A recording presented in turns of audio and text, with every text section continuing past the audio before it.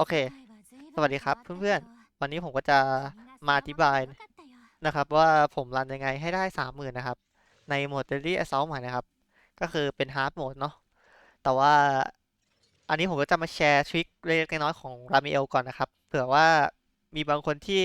ยังไม่รู้นะครับก็คือปกติแล้วเนี่ยถ้าเรากดสกิล E รามิเอลไปเนี่ยก็คือเราต้องมารอรามิเอลทำท่านี้ให้เสร็จก่อนใช่ไหมครับเขาถึงจะออกนอกสนาม แต่ว่าถ้าเกิดสมมุติว่าทุกคนเนี่ยทำให้มอนสตันใช่ไหมครับอย่างเช่นแบบนี้ปึ๊บ1 2 3โอเคอันนี้ก็คือมอนสตันแล้วใช่ไหมครับก็คือปกติเราต้องมารอถ้าลำเลียวน้องไก่ใช่ไหมครับเราถึงจะทำให้นางออกนอกสนามได้แต่ว่าถ้าเกิดสมมุติว่าเราทำมอนสตันเนี่ยแล้วเรากด E เลยปุ๊บแล้วเราสลับปุ๊บเห็นไหมนางบินออกนอกสนามไปเลยนะครับเพราะว่าเอ่อ มอนติดสตันอยู่ก็เลยลามิวก็เลยบินออกนอกสนามไปเลยนะครับโดยการกด E แค่ครั้งเดียวแต่ว่าท่านี้ใช้ได้เฉพาะตอนที่มอนสตันเท่านั้นนะครับอยากให้ทุกคนรู้ทริคนี้ไปก่อนก่อนที่ผมจะไปอธิบายรันนะครับที่ลามิเอลก็จะมีประมาณนี้นะครับทุกคนโอเคโอเคมาถึงในหน้าอธิบายรันของผมนะครับอันนี้ผมก็จะอธิบายเป็นรวดเดียวเลยนะครับแบบว่า non stop แต่ว่าถ้าเกิดสมมติว่าทุกคนมีอะไรสงสัยเพิ่มเติมก็ถามได้นะครับโอเคเริ่มเลยนะครับตอนแรกก็ไม่มีอะไรครับเพราะว่าอันนี้ก็คือปกติถ้าเกิดสมมติว่าคนมี M0 เนี่ยก็คือจะทำแบบนี้ไม่ได้ครับแต่ว่าอันนี้คือเรามี ผม M2 แต่ว่าสกิลมันอยู่ที่ M1 นะครับก็คือเราสามารถเปิดมาแล้วก็ชาร์จโจมตีเพื่อทำดาเมจได้เลยนะครับแต่ว่าถ้าเกิดสมมติว่าคนที่ M0 เนี่ยก็คือให้เรามี เนี่ยกด E ทำท่าน้องไก่ไปเลยก็ได้นะครับอันนี้ก็ไม่มีอะไรผมก็ทำดาเมจไปก่อนแล้วกดสกิล E ปุ๊ม หลังจากที่กดสกิล E ไปแล้วเนี่ยทุกคนจะเห็นใช่ไหมครับว่าผมสลับมาเป็นวอร์ดิน่าแล้วก็ให้วอร์ดิน่าเนี่ยกดสกิล E เพื่อที่จะเอาสแต็กทอร์นาโดนะครับหลังจากนั้นได้ให้เราสับมาเป็นไ i เปอร์ครับเพื่อที่จะเก็บพลังงานเนาะตีเก็บพลังงานไปอันนี้ก็ไม่มีอะไรแล้วก็หมุนไปอ๋อผมลืมบอกอย่างหนึ่งก็คือแบงบูที่ผมใช้รอบนี้ก็คือ Energy Boo นะครับเห็นไหมน้องฟ้าๆซ้ายๆหน่อยอันนี้ภาพมันจะเบลอๆหน่อยแต่ว่าก็คือ Energy Boo นะครับก็คือเป็นแบงบูแรงเอครับ ทำให้เราได้พลังงานนอกสนามเนาะประมาณนี้หลังจากนั้นเนี่ยให้เราเอาวอร์ดินามาแพรี่นะครับเพื่อที่จะทำเดสไซมอนอันนี้ก็ไม่มีอะไรพอหลังจากที่เราแพรี่เสร็จแล้วเนี่ยให้เรากดพายุของวอร์ดินาครับเพื่อที่จะปั่นสแต็กวินสวับนะครับปุ๊บหลังจากที่เราเสกวินสวับนั่นเนี่ยเห็นไหมตรงขวาเนี่ยคือเราได้ต้านมอนละแล้วผมก็เอาไ i เปอร์เนี่ยมากดตี1 2 3เก็บพลังงานหลังจากนั้นให้กด E หมุนครับ โอเคเดี๋ยวอธิบายก่อนครับว่าทำไมไ i เปอร์ถึงต้องหมุนกินสแต็กเนาะไ i เปอร์เนี่ยเขาจะมีสแต็กที่ชื่อว่า power นะครับ power เนี่ยมันก็คือสแต็กที่จะทำให้ไ i เปอร์มีการสะสมค่า anomaly กายภาพเพิ่มขึ้นประมาณเอ่อถ้าเกิดผมจะไม่ผิดของดั้งเดิมมัน20สแต็กมั้งแต่อาจจะเป็นเพราะว่าผมมี M6 ก็เลยได้เพิ่มขึ้นมา30สแต็กก็คือหมุนไปให้มันครบ30สแต็กครับตรงนี้โป้มครบ30สแต็กปุ๊บแล้วก็ปล่อยจอยครับ ให้บอสเข้าเฟสลูกน้องไปแล้วก็แพรี่เก็บเดสไปแพรี่เก็บเดสเก็บพลังงานไปปุ๊บอันนี้จะสังเกตว่าพลังงานบริณาผมอะใกล้จะเต็มแล้วใช่ไหมครับอันนี้ผมก็เลยตัดสินใจที่ว่าจะกด E นะครับเพราะว่าเดี๋ยวมันจะเสียพลังงานฟรีเปล่าๆหลังจากกด E บริณาเนี่ยให้เราเอาไ i เปอร์มาหลบแล้วก็ดับเบิลแพรี่ปุ๊บพอหลังจากเราดับเบิลแพรี่เสร็จแล้วเนี่ยพอไ i เปอร์เขาทุ่มลงเนี่ยมันจะติดแอสซอลพอดีนะครับแล้วเราก็จะได้เกตเดซิเบลเพิ่มมากกว่าอันตีพอดีโอเค ปุ่ม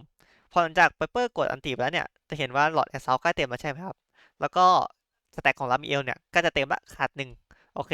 จังหวะนี้ผมก็เลยเลือกที่จะตีเพราะว่าทำไมถึงตีทำไมไม่กด E เลยก็เพราะว่าจะเอาเดสของมอนนะครับก็คือหลอดสตาร์ทของมอนนั่นแหละไม่มีอะไรหรอกปุ่มพอหลังจากแค่ติดแอสซ u ลแล้วเนี่ยตีติดแอสซ u ลเสร็จปุ๊บให้เอาไ i เปอร์มาหมุนนะครับเพื่อที่จะเลี้ยงสแต็กของพาวเวอร์เอาไว้อารมณ์ประมาณนี้นะครับ ปุ๊บ พอสแต็กลามิเอลครบเราก็เอามาลำโอเคเดี๋ยวอธิบายก่อนว่าทำไมถึงผมถึงเอาลามิเอลมาลำตอนนี้นะครับก็คือบอสตัวนี้เนี่ยถ้าเราไม่ทำซีซีตอนนี้นะครับตอนนี้เลยเขาจะเข้าเฟสโล่นะครับอย่างที่ทุกคนรู้กันว่าเฟสโล่เนี่ยมันจะทำคะแนนไม่ได้เนาะก็คือเราต้องทำซีซีใส่มอนอย่างเช่นท่าลำของลามิเอลตอนนี้ หรือว่าจะเป็นพายุของเวอร์ลิน่าก็คือจะเป็นพวกซีซีอะไรทั้งหลายนี่นะครับก็คืออย่าให้เขาเข้าไปเฟสนั้นเด็ดขาดเพราะว่าเดสเนี่ยจะจะสังเกตได้ว่าเนี่ยเอาเดสมัน70แล้วคือถ้าเกิดสมมุติว่ามอนมันเข้าเฟสโลกไปเนี่ยเดสที่เราทำมามันจะเสียเปล่านะครับแทนที่เราจะเอาเฟสนั้นเนี่ยไปทำเดสในการสตาร์ทต่อไปนะครับอารมณ์ประมาณนี้แล้วกันปุ๊บผมก็เลยเอารามิเอลมาลำต่อหลังจากนั้นก็กด E รามิเอลครับปุ่ม เอาเวล่ามากดอันติเอาเวลิน่ามากดอันตินะครับเพื่อทำซีซีใส่มอนเพื่อไม่ให้มอนอะเข้าเฟสโลนะครับปุ๊มโอเคเดี๋ยวผมอธิบายอีกอย่างหนึ่งครับก็คือมันไม่ได้การันตี100%นะครับเพราะว่าบอสจะไม่เข้าก็คือมันจะมีโอกาส50-50แล้วกันที่จะบอสเข้าหรือไม่เข้าก็คือถ้าสมมติว่าบอสมันเข้าเฟสเนี่ยก็คือกดรีได้เลยนะครับทุกคนทำอันนี้พอหลังจากที่เวลิน่ากดอันติแล้วกดอันติแล้วใช่ไหมครับทุกคนแล้วก็เวลิน่ามากด E ต่อเพราะว่าตอนนี้เวลิน่าพลังงานเต็มแล้ว ปุ่มพอหลังจากกด E บนหน้าเสร็จปุ๊บเราก็สมัครเป็นไ i เปอร์ตี1 2 3แล้วก็หมุนทำไมถึงตี1 2 3ใช่ไหมครับเพราะตอนที่ไ i เปอร์สลับลงมาเนี่ยคือการที่เรากด E เลยมันทำให้ไ i เปอร์แปะท่าช้านะครับอันนี้ผมก็เลยตี1 2 3แล้วก็กด E ปุ่มหมุนติด Assault จะสังเกตได้ว่าตอนเนี้ยเรามีเอลสแต็ก2แล้วใช่ไหมครับเรามองใกล้สตาร์ทแล้วอันนี้ก็เราก็เลยเสกพายุขึ้นมาเลยนะครับเพื่อที่จะไม่เสียเวลาในการก็เลยเสกพายุในตอนสตาร์ทนะครับ โป้งหลังจากที่เสกพายุเสร็จแล้วเนี่ยให้เรากด E บริหน้าไป1 ทีครับเพื่อที่จะเติมสแต็กไม่ได้เติมสแต็กสิเขาเรียกว่าหลอดอ n o ม a ลี่ทอร์นาโดให้มันทันนะครับไม่ได้เรียกว่าทอร์นาโดเลยลมนะครับให้มันทันหลังจากที่เรากด E บนหน้าเสร็จแล้วปุ๊บแล้วก็สับมาเป็นไ i เปอร์นะครับแล้วก็ตี1 2 3เหมือนเดิมแล้วก็กด E เพื่อที่จะแปะท่าให้มันเร็วที่สุดนะครับหมุนปุ่ม อันนี้สแต็กลาเมลก็เต็มแล้วแล้วก็สับให้ลาเมลเนี่ยมาลำต่อในตอนที่มอนสตาร์นะครับเพื่อที่จะทำดาเมจแบบว่าเบิ่มๆกันนะครับทุกคน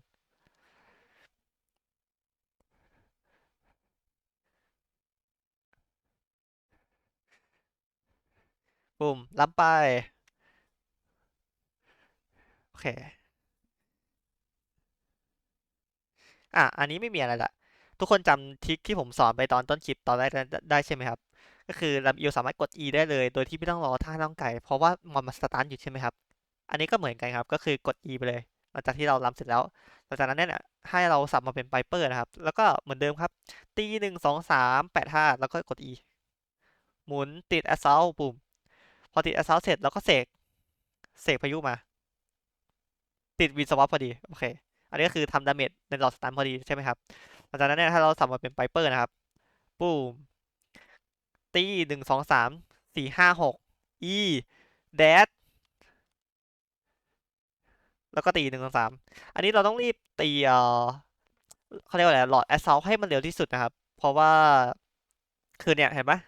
มันมีออร่าสีม่วงแล้วพอจะเข้าเฟสโลแล้วนะครับก็คือสมมติว่าถ้าเกิดผมตีตรงนี้ไม่ทันเนี่ยมันจะเสียเวลาในการทำคะแนนนะครับก็คือเราต้องรีบตีตรงนี้ให้ทันนะแล้วก็ลามิเอลจะได้สแต็ก3พอดีในการมาทำลายเกตไม่ได้เกตสิเขาเรียกว่าโล่มอนด้วยนะครับก็คือตรงนี้ต้องรำไม่ทันนะผมพอหลังจากที่เรารำเสร็จแล้วเนี่ยจะสังเกตได้ว่าเมื่อกี้ผมรำทันใช่ไหมครับแล้วก็ตอนนี้ก็คือเราเอาลามิเอลมาเลยเพื่อที่จะมาทำลายเอ่ออืมโล่มอนนะครับ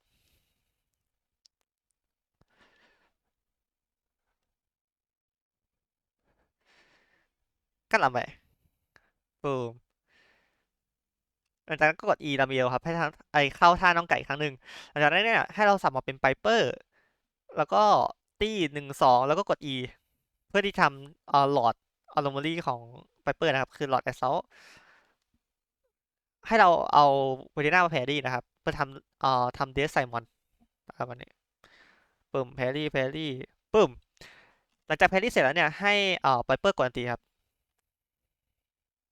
เพื่อที่จะทำหลอดแอสเซลให้เต็มปุ้มโผล่ออกมาพอดี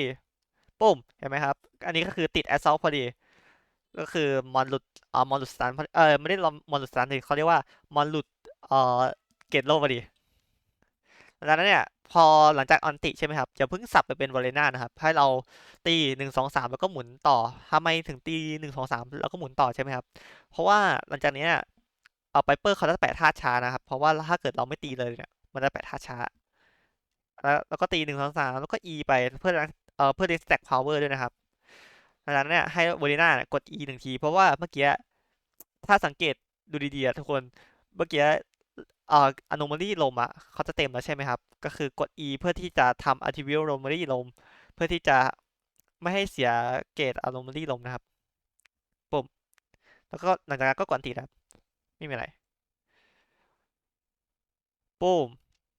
หลังจากนั้นเนี่ยผมก็แคนเซิลเชนไปนะครับเพราะว่า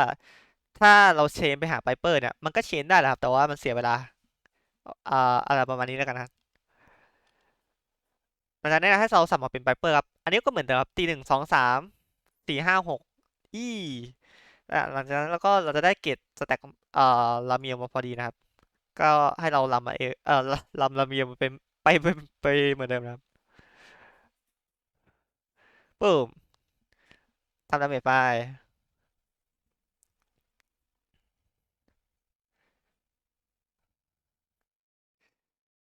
โอเคเหมือนเดิมตรงนี้แล้วก็กด E ลาเมียไปเลยไปเลยนะครับเพราะว่ามันติดสตาร์ทอยู่เนาะก็เหมือนเดิมครับตรงนี้ก็เหมือนเดิมก็คือหลังจากที่เรากด E ลาเมียแล้วเนี่ยเราก็สับมันเป็นเปเปอร์ตี1 2 3กด E ติดแอสเซลเสกลมเหมือนเดิมโอเคสับลงมาเหมือนเดิมตี1 2 3 4 5 6แล้วก็กด E ปั่นต่อ ปึ้มโอเคอันนี้ก็คือเราจะมีเราจะติด assault แล้วใช่ไหมครับแล้วก็ตอนนี้เรามีเราสแต็ก3แล้วแล้วบอสอ่ะเขาก็จะโดดไปตรงนี้นะครับตรงนี้เลยก็คือเขาจะโยนของใส่เราอันนี้ก็ไม่มีอะไรครับก็แพรี่เอาเดสทะเลที่ผมสับมาเป็นเบอร์ลิน่าเนี่ยเพราะว่าจะแพรี่ให้ไ i เปอร์เนี่ยมีเดสครบไม่ได้เดซิเบลครบ3,000นะครับเปิงอันนี้ครบ3,000ละผมก็เลยรอให้เบอร์ลิน่ามาเป็นคนรับเดสแทนนะครับ เอ้ยไม่ได้ทำเดซิเบลนะครับโอเคหลังจากนั้นเนี่ยพอบอสเนี่ยเขาโดดมาแล้วเขาแบบว่าง้างแบบว่าเขาเรียกอะไรง้าวมั้ยประมาณนั้นแหละเขาง้างมาแล้วเราก็แพรี่ไปปุ๊บหลังจากที่เราแพรี่เสร็จเนี่ยให้เรากดอันติไ i เปอร์ครับเพื่อที่จะบิวเกตอโนมาลีขึ้นมานะครับโอเคถึงตอนนี้นะครับอย่าเพิ่งทำแอสซอลใส่ศัตรูนะเพราะว่าตอนเนี้ยเรามีเอลอะเราสแต็กครบ3แล้วแล้วก็ถ้าเกิดสมมติว่าเราทำไปเนี่ยลามิเอลเขาจะไม่ได้สแต็กเพิ่มนะครับตรงนี้ก็คือจะไม่ให้นางแบบว่ามาลำต่อเนื่องได้ครับก็คือตอนนี้ก็หลังจากที่ไ i เปอร์กดติก็คือผมกดสกิล E ไ i เปอร์ต่อนะครับเพื่อที่จะเลี้ยงสแต็กพาวเวอร์เห็นไหมเมื่อกี้ผมกดสกิล E ไปแล้วหลังจากนั้นเนี่ยผมก็ให้ลามิเอลมาลำต่อนะครับ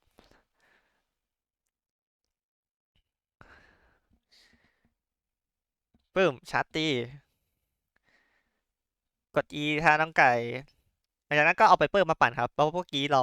ทำอัลติวิวเอ้ยไม่ได้ทำอัลติวิวโรมาดีสิต้องเรียกว่าหลอดอารมณ์ดีมันใกล้เต็มแล้วเราก็เอามาปั่นดื่ม แล้วก็ปั่นไปนี้ปั่นต่อหลังจากนั้นให้ไปเปอร์ปั่นต่อไปอีกนิดนึงแบบว่าประมาณสักแบบว่าแบบว่าสักประมาณครึ่งหลอดไม่ได้ครึ่งหลอดนี่ทุกคนประมาณนั้นครึ่งหลอดเนี้ยเนี่ยเท่าที่คนเห็นเนี่ยหลังจากนั้นอ่ะก็ให้เวอร์ดิน่าเนี่ยมากดสกิล E 1 ครั้งนะครับแล้วก็เสกลมขึ้นมาหลังจากนั้นก็กดสกิล E เวอร์ดิน่าอีกทีนึงครับปึ๊บเห็นไหมก็คือจะติดวินสวัปพอดีนะครับแล้วก็หลังจากนั้นเนี่ยก็ให้เปเปอร์มาปั่นเหมือนเดิมครับก็ตี1 2 3 4 5 6แล้วก็ปั่นแล้วก็ให้เวอร์ดิน่าตีบเลยครับ สังเกตได้ครับตอนนี้ก็คือเราพร้อมลำลูปต่อไปแล้วปึ้มแล้วก็ผมจังหวะนี้ผมเห็นว่าสแต็กลาเมียเราเต็มแล้วใช่ไหมครับผมก็เลย cancel chain ครับแล้วกด e เวเลน่า1 ทีกด e เวเลน่า1 ทีนะครับก่อน cancel chain อ้ยต้องเรียกว่าหลังจาก cancel chain ก็กดไปอีเวลน่าไปหนึ่งทีหลังจากนั้นเนี่ยก็ให้เราสลับมาเป็นเอ่อดาเมจนะครับเพื่อมาทำดาเมจต่อโป้งอันติ